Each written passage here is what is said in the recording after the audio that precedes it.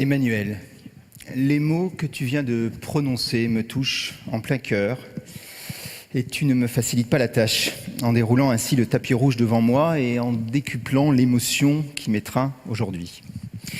Je voudrais te remercier tout d'abord pour le cadeau que tu m'as offert en me conviant au sein de ton équipe.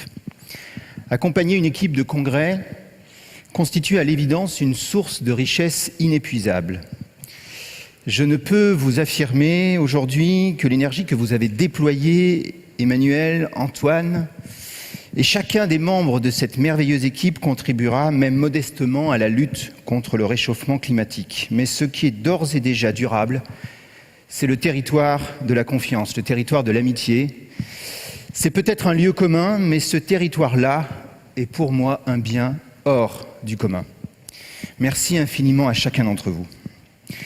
Alors rappelle-toi Emmanuel, tu as demandé à ton équipe il y a maintenant 2 ans de dessiner le territoire de demain. S'il te plaît, dessine-moi ton territoire. Tu étais le petit prince, nous étions tous Saint-Exupéry. Il est temps, après 3 jours de débats passionnés, de te remettre cette esquisse, cette épure. Nous n'héritons pas de la terre de nos parents, nous l'empruntons à nos enfants. Cette phrase de Saint-Exupéry résonne tragiquement dans toutes nos têtes aujourd'hui. La Terre est effectivement face aux défis écologiques. Du reste, ce n'est pas la Terre, nous le savons, qui est en danger, c'est l'humanité. Nous vivons à crédit. Nous vivons sur le dos de nos enfants. À moins de se cacher les yeux, effectivement, Emmanuel, la maison brûle. Alors bien sûr, le problème est planétaire, il ne concerne pas que la France. À quoi bon changer, que les autres commencent ? Mais la France y a sa part, à son échelle. Si le monde vivait comme la France, 2,5 terres seraient nécessaires pour les 7 milliards de terriens. La France, berceau des droits de l'homme, n'est donc pas une bonne élève pour l'humanité. Un nouveau mot a même été inventé par un prix Nobel pour décrire le phénomène, l'anthropocène. Ce nom caractérise l'époque géologique de la Terre qui a débuté lorsque l'activité d'une seule espèce, l'Homo sapiens, a eu un impact significatif sur l'écosystème terrestre. C'est comme si nous étions engagés dans une 3e guerre mondiale contre nous-mêmes, contre nos modes de vie. Alors que faire ? Que faut-il changer pour réaliser cette transition écologique ? Bien sûr, le droit est plus petit que l'ensemble des relations entre les hommes et l'écologisation de nos modes de vie ne dépend pas que de règles juridiques. Mais le droit peut, modestement, y contribuer. Votre congrès se présente comme une offre de loi. Pour aborder ce sujet si vaste de la transition écologique, vous avez pris pour cadre le territoire, entendu comme notre espace de vie en commun, support de toutes les activités humaines. Ce territoire envisagé comme un patrimoine commun de la nation par le Code de l'urbanisme. Le territoire, quel mot étrange, si galvaudé dans tous les discours politiques. Pris dans le tourbillon de la mondialisation, le territoire rassemble, réancre. La France n'est-elle pas devenue une république des territoires ? Le pluriel est habituellement de mise, car le territoire, ne nous y trompons pas, ce qui le définit, ce n'est pas le rassemblement, c'est bien au contraire la frontière, l'exclusion de l'autre. Les chiens, les chats, les tigres pissent pour délimiter leur territoire. Michel Serres nous le rappelle, qui crache dans la soupe se l'approprie, qui souille son terrain en est le maître. Il existe dans l'appropriation un malpropre. À vous, le pluriel a déplu. Il vous a paru étonnant, singulier même. Avec vous, le pluriel devient singulier, sans doute pour marquer l'urgence à l'évanouissement de la frontière. Car face aux défis écologiques, nous sommes tous dans la même galère. Nous sommes tous sur le même territoire. Seuls les imbéciles, qu'ils soient heureux ou non, sont toujours nés quelque part. Ainsi, le droit du territoire ne serait rien d'autre que le droit du vivre ensemble. La chose est d'une redoutable complexité, car la terre est la racine du territoire. Vous vous attaquez ainsi au droit du sol, au droit foncier. Or, en France, l'histoire du droit du sol est marquée par notre conception absolutiste de la propriété. Chacun, en effet, se rêve depuis la Révolution, tel Louis XIV, dans son château de Versailles, libre. Enfin libre parce qu'il serait devenu propriétaire, libre même éventuellement de salir son bien de manière à marquer son territoire. De ce point de vue-là, nous ne sommes pas très différents des animaux. Quoi de plus périlleux, en effet, que de s'aventurer à réguler l'accès au sol, à ses ressources, à en répartir les usages. Quand les besoins vitaux de l'homme sont en jeu, se nourrir, se soigner, se loger, la guerre n'est pas loin. D'autant que certains besoins jugés hier encore secondaires apparaissent aujourd'hui tout aussi explosifs. Qui prendrait le risque d'emmener en vacances son adolescent sur un territoire non connecté, un désert numérique, une guerre assurée? Tout l'enjeu de votre congrès est donc d'inventer un droit du territoire qui éteindrait le droit de terrifier l'autre. Le danger est d'autant plus grand que ce que nous révèle le défi écologique et ce qui est fondamentalement nouveau, c'est que le territoire est fini. La terre se dérobe sous nos pieds. À moins d'envisager l'extraterritorialité, la colonisation d'une autre planète, il nous faut vivre toujours plus nombreux sur un territoire de plus en plus rare. Pourtant, plus un territoire est borné, moins les gens devraient l'être. Certains d'entre vous qui connaissent l'hyper-ruralité, qui vivent éventuellement dans ces diagonales du vide, qui coupent la France en deux, douteront peut-être de la véracité de ces propos. Il exagère, il force le trait. Et pourtant, les chiffres sont là, implacables. Des millions d'hectares agricoles en quelques décennies sont partis en fumée urbaine, du ciment sur nos plaines. Peu importe, direz-vous, nous avons encore de la place. Et puis nous avons la forêt, elle, qui a vu sa superficie doubler en 200 ans. Bien sûr, bien sûr. Seulement, répartir les activités humaines sur un territoire exige de ne pas prendre en compte uniquement le temps. Il nous faut aussi apprécier l'espace, ce dialogue territorial entre les activités humaines et même au-delà de l'espace, la nature des activités humaines qui y sont déployées. Car face aux défis écologiques, toutes ne sont pas équivalentes. Toutes ne se valent pas. Il faut en effet changer notre regard. Une forêt, une terre agricole, un sol naturel servent à stocker du carbone, à stocker de l'eau, à accueillir la biodiversité. Dès lors, la métropolisation du territoire, sa littoralisation, sa périurbanisation, sa rurbanisation constituent autant de maux qui rongent la France. Il n'est dès lors pas étonnant que le modèle de société que vous nous avez présenté soit en rupture totale avec ces dynamiques territoriales à l'œuvre. Redonner le goût de la nature, redonner le goût du centre-ville, voilà votre projet de société. Pas simplement les centres des villes importantes où se concentrent désormais à la périphérie la plupart des habitants, mais également ceux des territoires reculés. Ces territoires reculés qui parfois préfèrent s'offrir un lotissement proche de centres commerciaux plutôt que de mobiliser le bâti existant. Demain, sur votre territoire, l'homme et la femme vivront en ville, éventuellement en haut de tours surélevées, ou peut-être même sous terre, underground. Avec vous, l'agriculture sera plus sobre et plus heureuse. Elle ne subira plus l'étalement urbain.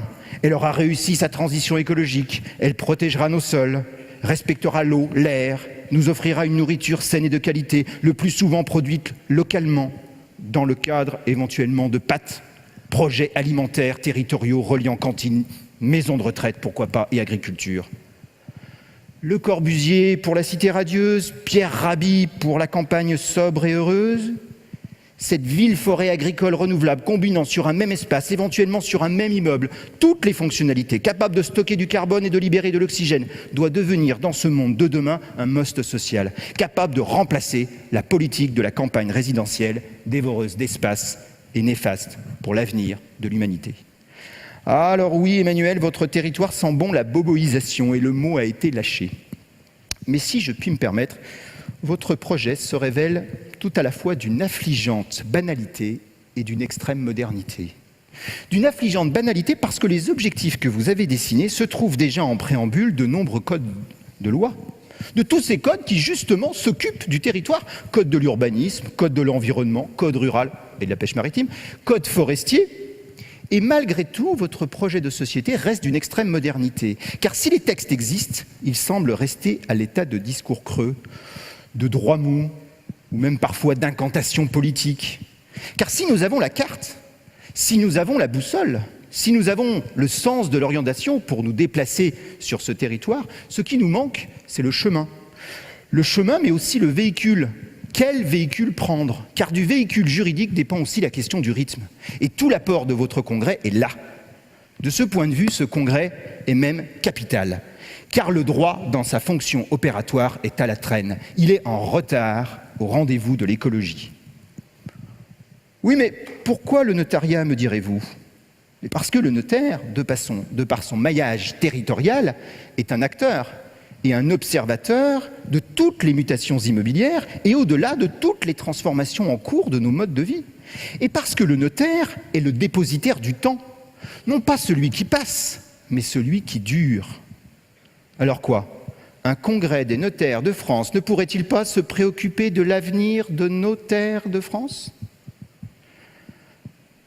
Alors oui, Emmanuel, la reconstruction de la maison commune passe par de nouveaux outils juridiques à la hauteur du défi. Mais chemin faisant, c'est l'ordre juridique lui-même qui s'en trouve déboussolé. De ce point de vue, le droit doit faire sa mue. Il est lui-même en transition. Il doit passer d'un droit de la gestion des besoins de l'homme à un droit de la gestion des ressources naturelles. Ne pas consommer plus que ce que l'on a. D'un droit de la démesure à un droit de la mesure. Au voyage en territoire connu que vous nous proposez, succède donc un voyage en territoire juridique inconnu. Au droit de la transition se superpose un droit en transition. Voyage en territoire connu, le droit de la transition. Le discours, pendant ces 3 jours, a surtout porté sur la méthode. Il est rare que les gens s'imposent à eux-mêmes, à l'insu de leur plein gré, de nouvelles contraintes, même si la prise de conscience environnementale évoquée par Antoine dans son discours préliminaire est réelle et constitue sans doute le moyen le plus efficace pour réaliser cette transition. Alors, méthode douce, méthode dure, carotte, bâton, faut-il accompagner, imposer la transition, mettre en place une politique incitative ou plutôt coercitive?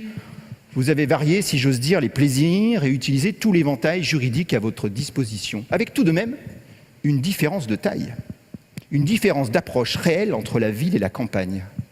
Pour construire cette nouvelle cité radieuse, vous adoptez souvent la méthode des petits pas. Accompagner la transition plutôt que l'imposer aura été votre credo, adapter le droit existant plutôt que le chambouler. Pour rejoindre en revanche cette campagne sobre et heureuse, vous appelez à une réforme en profondeur de notre droit rural foncier. Si on inclut la forêt, plus de la moitié de vos propositions la concernent. Cela tient certainement à une conviction qui traverse l'ensemble de vos travaux. Pour réussir la transition, l'agriculture doit demain être placée au centre de notre politique territoriale. Vous appelez de vos vœux un nouveau pacte social entre l'agriculture et la société. Si l'enjeu est de réconcilier l'humanité avec son milieu de vie, quoi de plus naturel, en effet, que de s'adresser à ceux qui en ont la charge, les agriculteurs et les sylviculteurs. Méthode des petits pas pour construire votre cité radieuse, qui s'accompagne donc d'un grand bond en avant pour rejoindre cette campagne sobre et heureuse. Les petits pas pour construire cette nouvelle cité radieuse. Reconstruire la ville sur la ville, mettre la campagne à la ville, comme un pied de nez à la prophétie d'Alfred Jarry, surélever la ville par la forêt. Comment réussir le pari de cette ville multifonctionnelle, dense, sobre en énergie, accueillante, intelligente, bref, en un mot, smart? Une première solution serait pour l'État de se passer du consentement des usagers, en utilisant directement et massivement nos impôts. La méthode est dangereuse, car solliciter ce gentil fric en action pourrait tout aussi bien conduire à une gentrification que cette même politique souhaite combattre. Il est en effet toujours délicat de décréter le bonheur des gens malgré eux, ou sans eux, ou même contre eux, surtout lorsque l'équation densification-satisfaction constitue un changement de société aussi brutal. Mieux vaut encore inciter, montrer le chemin. L'idée simple est que l'intérêt général est d'autant mieux défendu lorsqu'il est rejoint par l'intérêt particulier. Chacun a en tête ici l'heureuse formule de Portalis, les familles demeurent ces pépinières de l'État. Le droit fiscal est orfèvre en la matière et vous l'avez justement et fortement mobilisé. Emblématique à cet égard est votre proposition d'instaurer, pour réaliser cette transition énergétique de la ville, un crédit d'imposition lors de l'acquisition. L'idée a d'ailleurs été jugée excellente ce matin, et même si le débat technique a été âpre, Il a tourné autour de 2 questions. Pourquoi le limiter au temps de la vente? Pourquoi exiger ce programme de travaux à la promesse de vente? La crainte d'endosser un chiffrage donnant lieu à des palabres infinies pendant vos rendez-vous ne vous aura pourtant pas fait reculer. Mais l'incitation, souvent, ne suffit pas. Elle doit s'accompagner d'une sécurité juridique, sans laquelle les individus se détournent de la loi. Un chemin sécurisé. L'amélioration de la prévention des recours abusifs contre les autorisations d'urbanisme délivrant les permis de construire, la création d'un fonds de garantie pour le démantèlement des éoliennes, ou mieux encore avec la proposition de créer un contrat d'ordre public d'installation d'énergie renouvelable, un contrat offert clé en main aux législateurs et au-delà à l'ensemble des citoyens, participe pleinement de votre volonté de sécuriser le chemin. Le notaire, même pour des actes qui ne le concernent pas directement, rend vos contrats plus sûrs, avec une garantie de production minimale pendant 10 ans. Parfois, les voies de droit ne sont pas adaptées, il faut les aménager, enlever les cailloux juridiques qui constituent autant d'obstacles à la réussite de la transition. C'est le cas lorsque vous desserrez l'étau du statut du fermage en ville, afin d'y promouvoir l'agriculture. Non pas que l'agriculteur professionnel des villes devrait être moins bien traité que l'agriculteur des champs, mais qui peut croire que le statut du fermage a été inventé pour l'immeuble urbain? Le statut du fermage, un repoussoir pour l'agriculture urbaine. C'est encore la même démarche qui vous anime lorsque vous votez un élargissement de l'objet social des GFA aux bâtiments d'habitation, ce qui pourrait bien astucieusement contribuer à la revitalisation des centres-bourgs de nos villages. Mais pour être à la hauteur du défi écologique, il faut se rendre à l'évidence. Il est probable que ni l'éveil des consciences, ni l'incitation, ni la sécurité, ni même la construction de nouvelles routes juridiques ne suffiront et que dans un certain nombre de cas, la transition exigera la manière forte. Imposer le chemin sur 2 aspects essentiels pour la réussite de la transition, vous avez estimé que s'en remettre à la volonté des citoyens constituait une voie sans issue, une impasse juridique.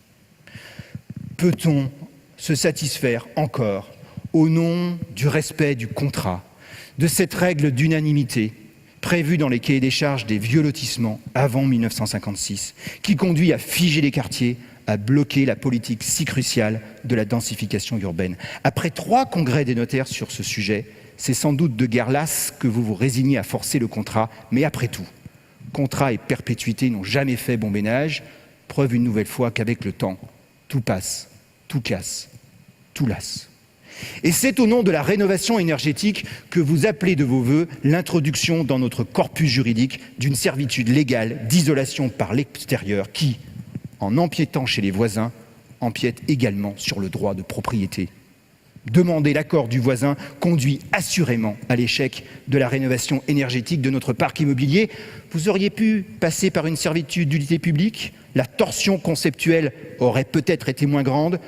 Vous avez préféré utiliser courageusement la servitude légale de droit privé. À bien des égards, votre proposition ressemble à une supplique adressée tant à la Cour de cassation qu'à la doctrine, une invitation à revisiter, à assouplir le concept même de servitude afin de lui rendre toutes ses utilités.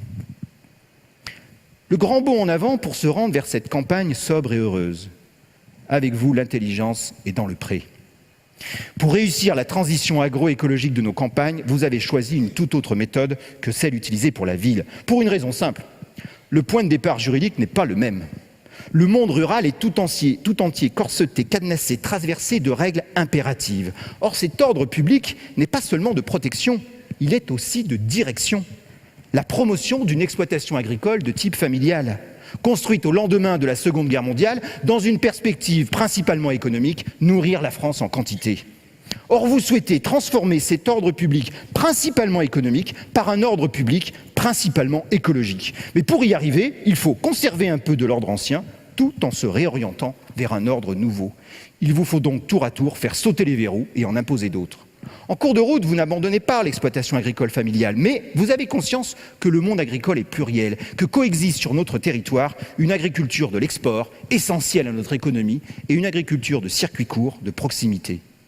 Soufflent ainsi 2 vents juridiques qui ont pu vous paraître contraires, mais qui en réalité poussent dans la même direction. Et ces aspirations concernent aussi bien l'exploitation du sol, sa propriété, que la régulation de son marché. Un libéralisme régulé. Le libéralisme, tout d'abord, Tout part de cette confiance que vous placez demain dans les agriculteurs pour réussir la mutation.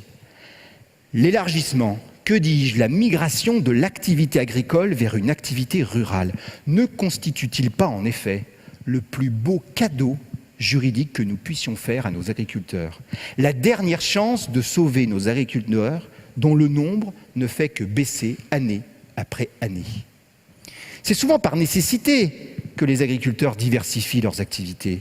Or, la réalisation de ces activités paracommerciales se trouve imparfaitement prise en compte par le droit. Certains vous feront sans doute le reproche de nier que l'exploitation agricole est devenue une entreprise libérale, même commerciale, parfois, comme les autres. Après tout, n'existe-t-il pas en droit un principe de non-discrimination qui veut que les individus qui se trouvent dans des situations similaires soient traités de manière similaire ? Ce n'est pas manifestement votre vision. L'agriculteur n'est pas réductible, selon vous, à un commerçant. Non seulement la fonction nourricière occupe une place particulière dans la condition humaine, mais la maîtrise du vivant concerne l'humanité engagée dans cette lutte contre le réchauffement climatique. Mieux encore, cette activité elle-même susceptible de produire ou d'être le support d'énergie renouvelable et contribue ainsi activement à la transition énergétique et écologique du territoire. Mais pour arriver à vos fins, il vous fallait éviter un piège. Comment éviter tout risque d'abandon des activités traditionnelles de culture ou d'élevage au profit de la production de biogaz, d'électricité ou de chaleur par une méthanisation dite territoriale, comme celle que l'Allemagne a connue. Une agriculture qui servirait d'alibi à la commercialité. Pour éviter cet écueil, l'inscription sur le registre, rénové, jouerait le rôle de garde-fou.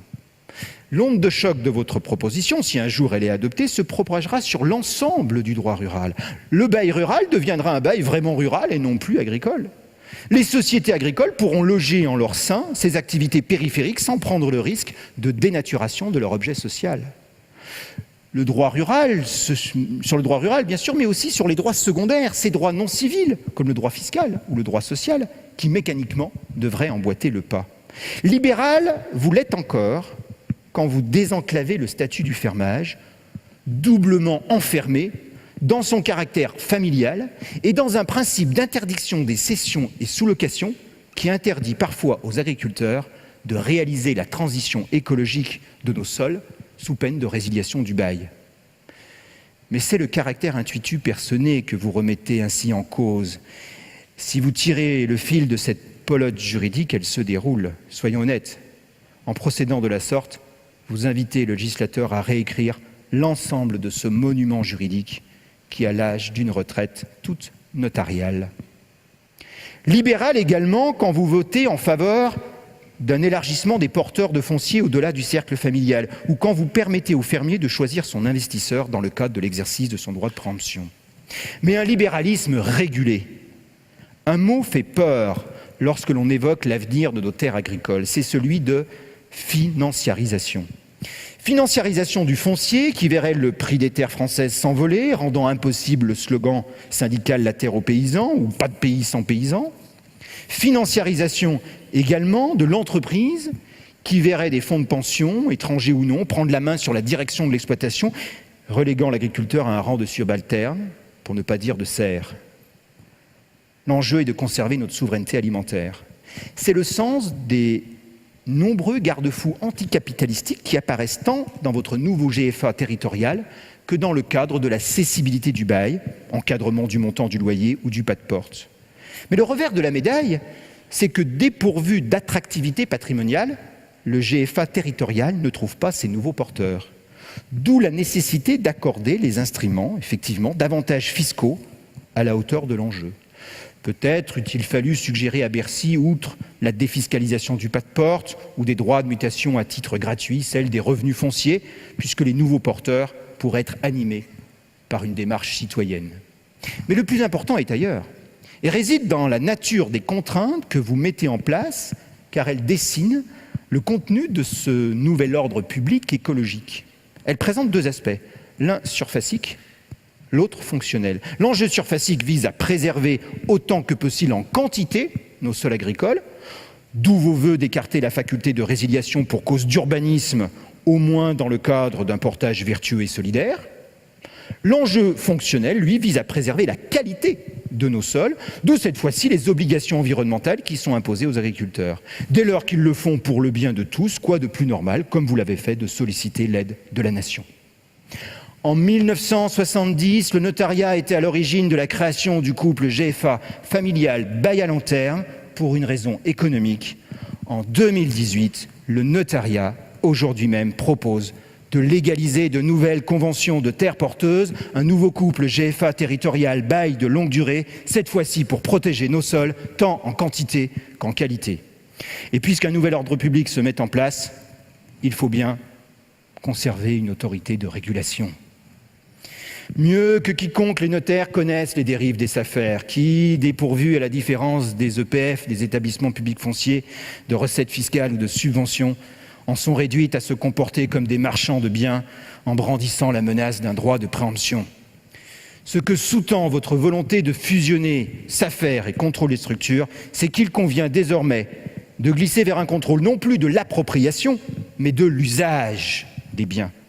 Et s'il s'agit de contrôler l'usage des biens au nom d'un intérêt général préalablement défini dans des projets de territoire, nul besoin pour les SAFER de bénéficier effectivement d'un droit de préemption ou de promesse unilatérale de vente ou d'achat. Une simple autorisation administrative préalable d'exploiter peut suffire, d'autant que le maintien d'une procédure d'appel à candidature, même si ça n'a pas été évoqué, paraît tout à fait envisageable pour distribuer ce permis d'exploiter à des catégories de personnes jugées prioritaires dans le cadre de ce projet de territoire. Je pense à l'installation de jeunes en agriculture.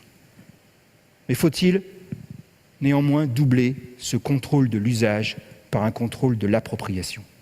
Interdire dans certains cas l'acquisition de terres.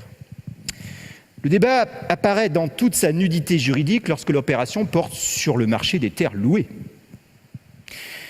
Si certains critères semblent euro-incompatibles, comme celui de la nationalité, au grand désespoir de certains, d'autres finalités sont recevables, comme la lutte contre la spéculation foncière ou la mise en place de plafonds pour éviter la concentration excessive des biens entre les mains d'une seule personne, qu'elle soit du reste gauloise ou chinoise. Mais ordre public écologique ne veut pas dire négation de l'économie, car la question économique brûle toutes les lèvres. Quelle place sur le marché mondial pour cette agriculture vertueuse? On ne peut oublier qu'en France, un grain de blé sur deux produit part à l'export et que le monde ne joue pas toujours avec les mêmes règles du jeu. Sans le dire ouvertement, c'est peut-être bien en définitive le modèle de la petite exploitation à visage humain qui vous paraît le mieux à même à défendre demain nos territoires. Mais à l'appel de la campagne répond comme en écho celui de la forêt. Face aux défis écologiques, la forêt apparaît tout aussi stratégique que l'agriculture. Le cri environnemental l'a fait sortir des contes sombres de notre enfance. Elle est pourvue de toutes les fonctionnalités récréatives, économiques et surtout écologiques. Elle stocke du carbone, libère l'oxygène, échange ses aménités avec sa voisine lorsqu'elle se fait agroforesterie. Et pourtant, son drame, c'est son morcellement. La forêt ressemble étrangement à un territoire perdu qu'il conviendrait de reconquérir. Comment mettre en place une politique forestière digne de ce nom? Étonnamment, vous avez choisi la méthode douce, là où parfois la contrainte paraîtrait s'imposer. Peut guère vous en faire le reproche, la forêt est un territoire à part, le monde forestier l'est également, ainsi qu'en atteste du reste toute la difficulté pour les SAFER de pénétrer au sein de ce maquis. Imposée par la force, la transition pourrait tout aussi bien se révéler contre-productive et on peut comprendre votre souhait de passer par des solutions contractuelles nouvelles et ingénieuses, comme la création d'un bail forestier. Réimplanter la forêt dans le code forestier sans arracher l'arbre du code civil, tout en retouchant aux vieilles dispositions napoléoniennes sur les prérogatives de l'usufruitier et du nu propriétaire, avec cette finesse de laisser aux règles territoriales régionales le soin d'adapter la gestion à la variété des situations. Votre démarche atteste de cette volonté, de votre volonté de laisser aux professionnels du secteur le soin de gérer l'avenir de la forêt. On peut quand même s'interroger, pourra-t-on longtemps se contenter de mesures consensuelles? Colbert déjà se désolait de voir le royaume importer du bois pour construire des vaisseaux. Aujourd'hui, la ville a remplacé les bateaux. Dans nombre de cas, le cadastre ne serait même pas à jour. La moindre des choses serait déjà de recenser les propriétaires et d'identifier les parcelles exploitables. Le droit de délaissement forcé au profit de l'opérateur que vous avez voté ne prendrait-il pas tout son sens s'il s'accompagnait en amont d'un relèvement du seuil minimal de l'impôt foncier au-dessus du seuil de recouvrement actuel fixé à 12 €? La mesure ferait peut-être sortir du bois quelques propriétaires qui se désintéressent de leurs micro-parcelles. Elle permettrait sans doute de restructurer plus efficacement la forêt française que le pullulement récent de droits de préemption ou autres droits de préférence forestiers dont on a parfois la sensation qu'ils n'ont été inventés que pour mettre une épine dans le pied du notariat. Et puisqu'au-delà de la propriété, l'enjeu véritable est la gestion, ne faudrait-il pas songer, sur le modèle des associations communales de chasse, à obliger les petits propriétaires à adhérer à des structures professionnelles de gestion forestière? Mais assez parlé du droit de la transition, évoquons maintenant le droit en lui-même, le droit en transition. Sortir de l'anthropocène oblige désormais l'être humain à repenser les droits individuels, non plus à partir du sujet, mais à partir de la nature, à partir de l'objet des biens. C'est cette révolution copernicienne qui est en train de se dérouler sous nos yeux. L'apparition d'un droit des sciences de la vie et de la terre qui vous a interpellé. Comment concilier ces nouveaux droits de l'humanité avec les droits de l'homme? Demain, les droits du territoire devraient précéder les droits sur le territoire. Le droit du territoire, tout d'abord. Quel pourrait être ce droit du territoire?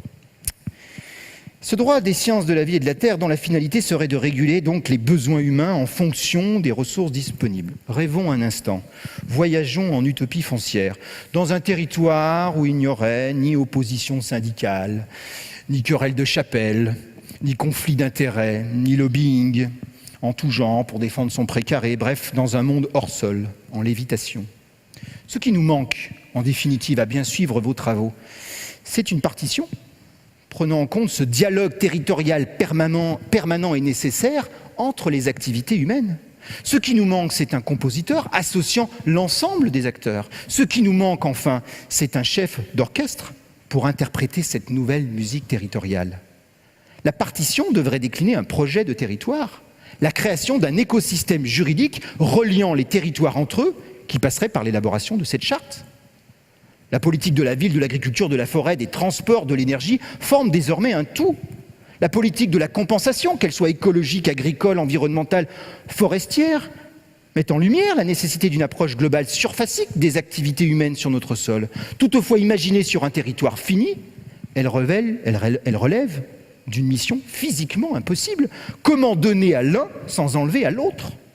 Fusionner dans un même document juridique les enjeux surfaciques, répartir les activités sur un territoire, et fonctionnel, contrôler la nature des usages d'un territoire.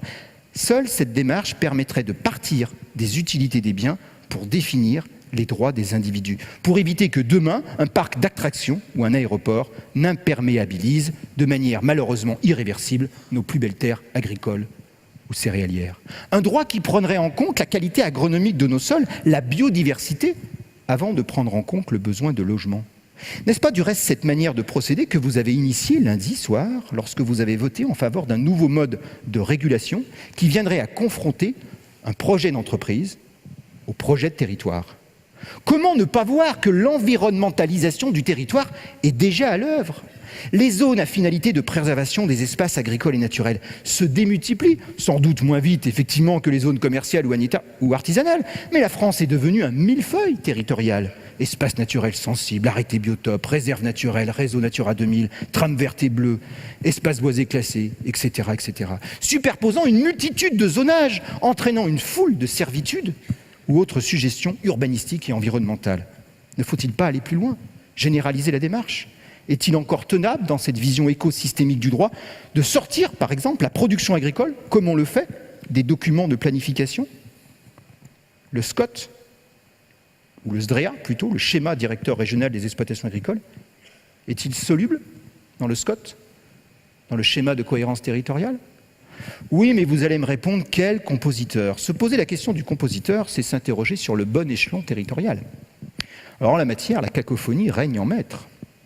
Ainsi qu'en témoignent les acronymes les plus barbares qui circulent, les SCOT, SRADET, se superposant au pluie, PLUH, puisque 85% de la population vit aujourd'hui dans une aire urbaine. N'est-ce pas à titre principal, à l'échelle de l'intercommunalité, de la métropole, qu'il conviendrait d'écrire cette partition, là où se situe le bassin de vie? Le glissement des PLU en PLUI atteste de cette nouvelle orientation, consistant à ne pas laisser les maires seuls face à toutes les convoitises foncières et seuls dépositaires d'un intérêt général protéiforme et tellement lourd à porter. Une réforme d'une telle ampleur ne pourrait se réaliser sans une profonde remise à plat de la gouvernance territoriale. Et pour une fois, le rat des champs ne pourrait-il pas convier à sa table le rat des villes? Pour jouer la partition, le projet de territoire, il faut également et surtout un chef d'orchestre. La fusion de la multitude d'établissements publics, de conservateurs, d'agences, de SAFER apparaîtrait d'autant plus salutaire qu'elle entraînerait avec elle mécaniquement une absorption des droits de préemption en un unique droit de priorité à finalités diverses, environnementales, urbaines, rurales, agricoles, sylvicoles. Fusion-absorption de nature à fluidifier le marché des transactions et à simplifier l'état d'un droit positif qui enchevêtre toujours un peu plus des droits de préemption les uns autour des autres. Et puisqu'il s'agit de rechercher le fondement de ce droit exorbitant dans les utilités communes du bien, plutôt que dans l'existence d'un contrat, pourquoi effectivement, comme l'a suggéré la deuxième commission, ne pas rebaptiser ce droit de préemption en un droit de priorité réellement antécontractuel? La question du statut de cette agence de la cohésion des territoires semble secondaire par rapport à une autre plus cruciale, celle de son financement. Pour assurer la transparence de cette agence, de l'action de cette agence, un préalable devrait s'imposer. Couper tout lien ombilical entre rémunération et nombre d'opérations réalisées. L'idée d'augmenter même légèrement les droits de mutation à titre onéreux portant sur tout immeuble pour financer cet opérateur unique pourrait avoir du sens dès lors que sa mission principale demeure l'ensemble de la politique foncière. Resterait dans un état de droit à demander l'avis du public, mais le faire, c'est déjà s'interroger sur la manière de concilier droits de l'humanité et droits de l'homme. Se demander quels seront demain les droits des individus sur le territoire. Les droits sur le territoire. La tension a été palpable à maintes reprises au cours de nos débats. L'émergence d'un ordre public écologique transversal heurterait de plein fouet certains droits fondamentaux. Droit de propriété contre servitude d'isolation, respect du contrat contre la libération du foncier dans les lotissements, droit d'ester en justice contre la prévention contre des recours abusifs contre les autorisations d'urbanisme, liberté d'entreprendre également, en ce qui concerne le contrôle du projet d'entreprise agricole à l'aune du projet de territoire.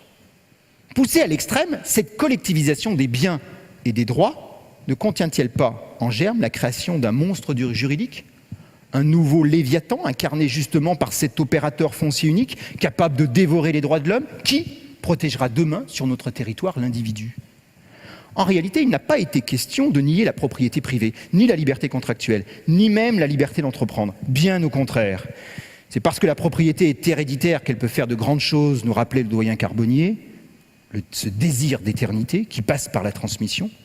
On le sait, dans notre conception, le bien en tant que tel est une source d'utilité pour celui qui parvient à s'approprier cette chose. Pour autant, celle-ci, en dépit du rapport d'appropriation en faveur d'un individu, peut conserver un intérêt pour le plus grand nombre. C'est le cas justement des terres agricoles, mais aussi de la forêt, des ressources naturelles. Du reste, à bien y regarder, ce n'est pas anodin, ce n'est pas seulement le territoire tout entier qui est envisagé comme un patrimoine commun et placé sous la sauvegarde de la nation par le code de l'urbanisme. C'est aussi la forêt dans le code forestier, et également les ressources et milieux naturels terrestres dans le code de l'environnement. Manque à l'appel la terre agricole, la terre-sol, le fundus, le fond de terre, qui est la racine du territoire, qui demeure dans notre conception du Code civil assimilé à un bien ordinaire, comme une chaise, une table. N'est-ce pas là le péché originel, alors que la terre est comme l'air et l'eau à l'origine de la vie? Rien d'étonnant à cela dans notre conception du Code civil tirée des physiocrates, physis la nature, kratos gouverner, l'homme se rend maître de la nature. Le fundus, la terre-sol, reste l'archétype de l'immeuble, du bien marchand par excellence. Pour le juriste, la Terre demeure plate, car le droit ignore l'infiniment grand, la planète, Gaïa, et l'infiniment petit, la matière, l'humus. Demain, le droit devra vraisemblablement, comme vous le proposez, être en mesure de basculer dans la troisième dimension, pas simplement en ville, mais aussi en agriculture, car la protection de la planète, Gaïa, notre grand-mère à tous, notre humanité, l'infiniment grand, passera par la protection de la biodiversité, l'infiniment petit, l'humus. Humus, humain, humilité, la même racine étymologique, nous rappelle Pierre Rabhi. D'où le débat qui surgit aujourd'hui de faire apparaître, à côté des biens exclusivement privés et des biens publics, des biens communs, des biens nature, des biens environnementaux. Là où la théorie de la fonction sociale de la propriété de Duguy et de Josserand, le propriétaire a une fonction sociale à remplir, pouvait apparaître comme une simple restriction à une conception absolutiste de la propriété par des obligations de ne pas faire, la notion de bien commun pourrait, sans nier les droits fondamentaux, sans nier la propriété, offrir des perspectives nouvelles avec la possibilité de faire naître, au nom de l'intérêt général, des obligations de faire quelque chose. L'introduction de l'obligation réelle environnementale atteste de cette évolution. Dans le monde qui s'ouvre, il faudra sans doute s'habituer à voir les personnes être débitrices envers les choses, d'obligation de ne pas faire, mais aussi de faire quelque chose. Mais la réussite de la transition écologique de nos sols demeure subordonnée au financement de ces nouvelles obligations environnementales. La politique de la compensation, si décriée par ailleurs lorsqu'elle est en valeur, parce qu'elle conduit à un risque de marchandisation de la nature elle-même, pourrait toutefois se révéler d'une redoutable efficacité si demain elle vise à réparer les atteintes à la biodiversité ordinaire, pas seulement extraordinaire comme c'est le cas aujourd'hui. Ainsi, défiscaliser les sommes perçues par le propriétaire du fonds se justifie pleinement dès lors que ces obligations environnementales sont réellement réalisées pour le compte de la collectivité, du bien commun. Mais comment l'État peut-il laisser sans contrôle à des organismes purement privés le soin de mettre en œuvre ces obligations? La moindre des choses serait que ces organismes de compensation soient agréés par l'État. Le recours au bien commun met également en lumière l'existence d'une pluralité d'utilités sur un même bien, utilité privée, utilité commune. À chaque utilité un bien, à chaque bien un régime, tel pourrait être le nouvel aphorisme de ce droit en transition.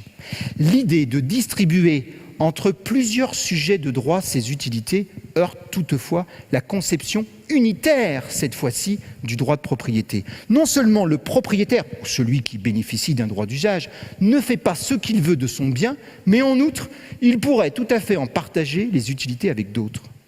Pourtant, la pluriappartenance apparaît comme une solution à la problématique de la multifonctionnalité de l'espace et des immeubles dont nous avons parlé pendant ces 3 jours.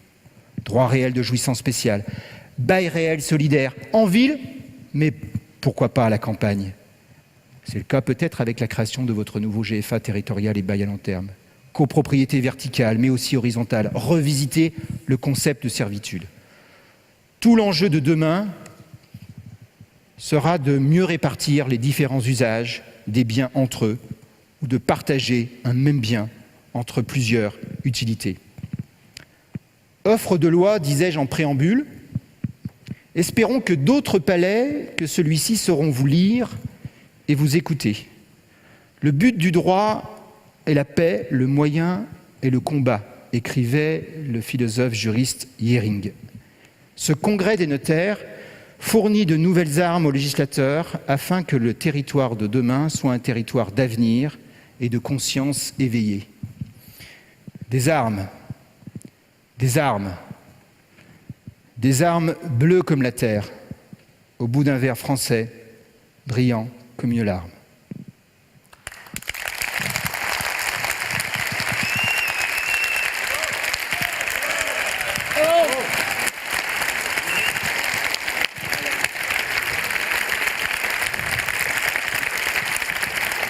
Merci Hubert. Merci, je t'en prie.